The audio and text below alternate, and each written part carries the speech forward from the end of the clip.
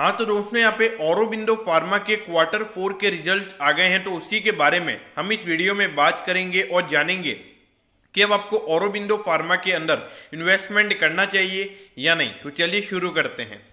तो देखिए, सबसे पहले अगर हम यहाँ पे बात करें तो रेवेन्यू यहाँ पे पिछले क्वार्टर के कंपैरिजन में 5% गिरकर 6001 करोड़ का यहाँ पे कंपनी का टोटल रेवेन्यू इस क्वार्टर में रहा है।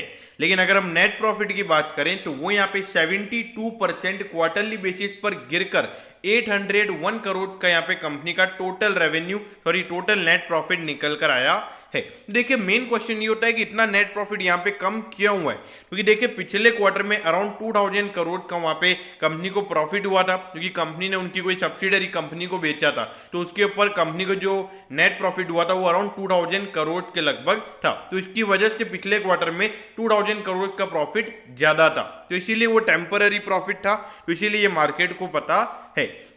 अब इसके बाद अगर हम बात करें तो एट दी एंड यहाँ पे अगर हम रेवेन्यू देखें तो ईयरली बेसिस पर रेवेन्यू में 2.5% का डिक्लाइन हमको देखने को मिला है। देखिए, ये नेट प्रॉफिट नहीं है, ये थोड़ा कॉपी पेस्ट में से इश्यूज हो गए तो उसकी वजह से। अब इसके बाद अगर हम ईयरली बेसिस यानी कि पिछले साल के जनवरी से मार्च वाले क्वार्टर से अगर हम नेट प्रॉफिट को कंपेयर करें तो वहां पर 7% का डिक्लाइन हमको कंपनी के नेट प्रॉफिट में देखने को मिला है। तो देखिए, यहाँ पर अगर आप ईयर ऑन ईयर बेसिस पर अगर हम कंपनी के रिजल्ट देखें तो वो भी यहाँ पर नेगेटिव है, और अगर हम क्वार्टरली बेसिस पर भी यहाँ पे कंपनी के रिजल्ट देखें तो वो भी यहाँ पर आपको डिसअपॉइंट करेंगे।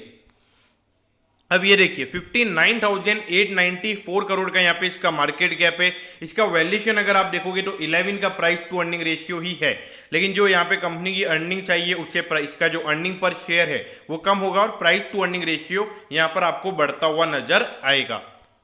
अब ये देखिए, पिछले 4 साल से अगर आप देखोगे तो पिछले 4 साल से बहुत ही अच्छा ग्रोथ यहाँ पे बिजनेस ने रेवेन्यूज में दिखाया है। और उसके बाद अगर हम देखें तो सिर्फ इस क्वार्टर में इस ईयर में 18-19 वाले ईयर में यहाँ पर कंपनी की प्रॉफिटेबिलिटी कम हुई थी, बाकी हर साल यहाँ पे कंपनी की प्रॉफिटेबिलिटी बढ़ती हुई नजर आ रही है। तो कंसिस्टेंट ग्रोथ यहाँ पे औरोबिंदो फार्मा देता हुआ नजर आ रहा है।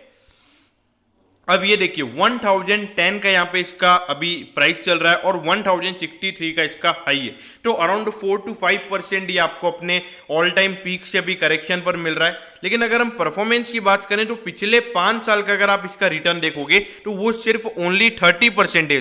देखिए, थोड़ी मेरी गलती हो गई, ये कंपनी लिस्ट थी 2018 में हुई है, तो अगर देखा जाए तो 2-3 साल में यहाँ पे 30% के रिटर्न औरोबिंदो फार्मा ने दे दिए हैं। तो देखिए, औरोबिंदो फार्मा लगातार जिस तरीके से रेवेन्यू ग्रो हो रहा है, लगातार प्रॉफिटेबिलिटी बढ़ रही है, लेकिन अभी जो ये क्वार्टर है, ये पर्टिकुलरली जो क्वार्टर अभी यहाँ पे जो रिजल्ट आए हैं, मेरे ख्याल से ये एक नेगेटिव रिजल्ट है। तो यहाँ पर हो सकता है कि ये शेयर अभी मार्केट नेगेटिव वे में ले, और यहाँ पे अराउंड 5 to 6% का हमको प्रॉफिट बुकिंग देखने को मिल सकता है। तो यहाँ पे as a long term investors मेरे ख्याल से ये एक आपके लिए अपॉर्चुनिटीज रहेगी कि आप यहाँ पर इसमें इन्वेस्टमेंट करें।